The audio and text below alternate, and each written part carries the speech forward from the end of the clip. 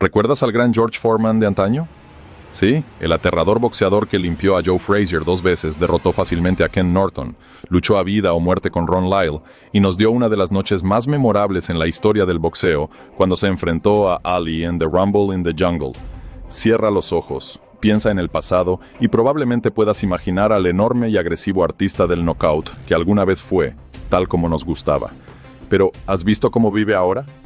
Si lo hubieras seguido en ese entonces, sería una vista perturbadora, porque la forma en que George Foreman vive ahora, a los 75 años, es triste. Todos recordamos cómo era George Foreman en su época, ¿verdad? Pero para aquellos cuyos recuerdos se han vuelto borrosos, hagamos un breve resumen. Foreman creció en Houston, Texas, criado por su madre y su esposo Joe Da Foreman, cuyo nombre tomó porque su padre biológico no estaba cerca. Al principio se dedicó al crimen, operando como asaltante desde los 15 años. A juzgar por el hombre intimidante en el que se convirtió, no era el tipo de niño que querrías que te atacara, incluso a esa edad. Pero luego, a los 16, decidió cambiar su vida y comenzó a aprender carpintería y albañilería. En esa época también se dedicó al boxeo y como un adolescente grande y poderoso, descubrió rápidamente que golpear a la gente era algo para lo que tenía un talento especial. Fue seleccionado para representar a los Estados Unidos en los Juegos Olímpicos y se llevó el oro en la Ciudad de México en el 68. What a fight he is waging! Oh, the Russian is being beaten all over the ring. He appears to this reporter to have had enough. Referee stops contest. George Foreman is the winner of the gold medal in the heavyweight competition. Un logro que todavía cuenta como su mayor, a pesar de los muchos momentos notables que su carrera profesional produciría. Con un récord amateur de 22-4, Foreman se convirtió en profesional a los 20 años, peleando y ganando 25 veces en sus primeros 2 años. Ganador George Foreman. Es difícil imaginar tales números hoy en día, ¿no? Pero así solía ser. Todas menos 3 de esas victorias llegaron por nocaut y Foreman ya estaba estableciendo una reputación como un gran golpeador. Después de obtener 37 victorias y ninguna derrota a los 24 años, Foreman fue a Kingston, Jamaica, a pelear contra Joe Frazier, a quien aniquiló en solo 2 asaltos para convertirse en campeón de peso pesado. Luego defendió con éxito el título 2 veces, incluso contra Ken Norton. El siguiente fue Muhammad Ali, y el legendario Rumble in the Jungle, que tuvo lugar en Kinshasa, Zaire, ahora la República Democrática del Congo.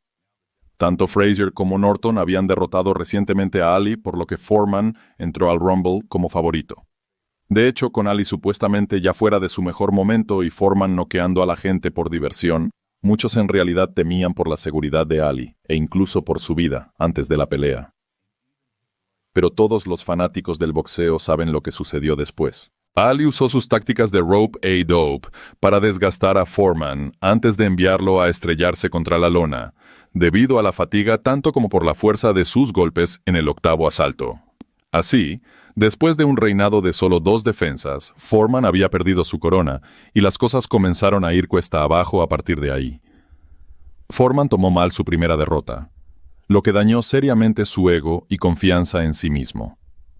Para recuperar el centro de atención, y quizás también para convencerse de que su poder de knockout no lo había abandonado, organizó una pelea de exhibición donde se enfrentaría a 5 peleadores en la misma noche. El truco fracasó, sin embargo, y terminó siendo abucheado fuera del ring cuando estaba demasiado exhausto para terminar con sus últimos 2 oponentes. Sin embargo, todavía quedaban algunos buenos momentos en su carrera boxística. Uno llegó cuando regresó al ring profesional más de un año después de su derrota ante Ali para enfrentar a Ron Lyle. El poder de golpeo de Lyle estaba al mismo nivel que el de Foreman, y la pelea que siguió entre los dos ganó el premio a pelea del año de la revista The Ring.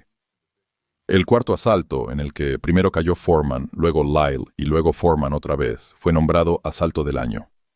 Foreman ganó en el 5º, pero a pesar de esforzarse mucho por la victoria, se veía fuera de lugar, y aún quedaban preguntas sobre si alguna vez podría volver a mezclarse en la élite. Cuando posteriormente eliminó a Frazier fácilmente en su revancha, los escépticos fueron silenciados, pero solo temporalmente, como se demostraría después.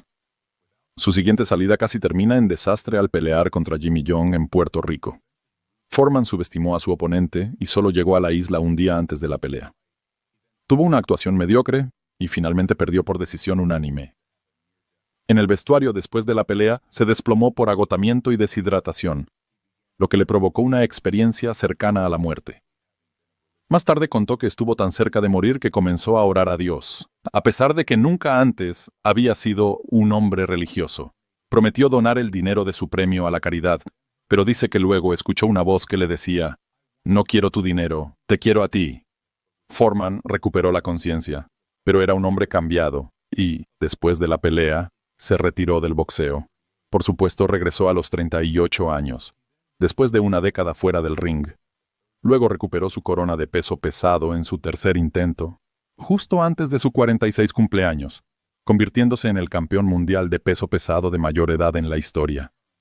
Desde entonces, han surgido rumores de que su entonces promotor, Bob Arum, estaba involucrado en tratos turbios y que supuestamente sobornó a la FIG para manipular sus clasificaciones y darle oportunidades por el título. Sin embargo, a los 45 años aún lo logró a una edad más avanzada que cualquier otro. Así que hay que reconocerle ese mérito.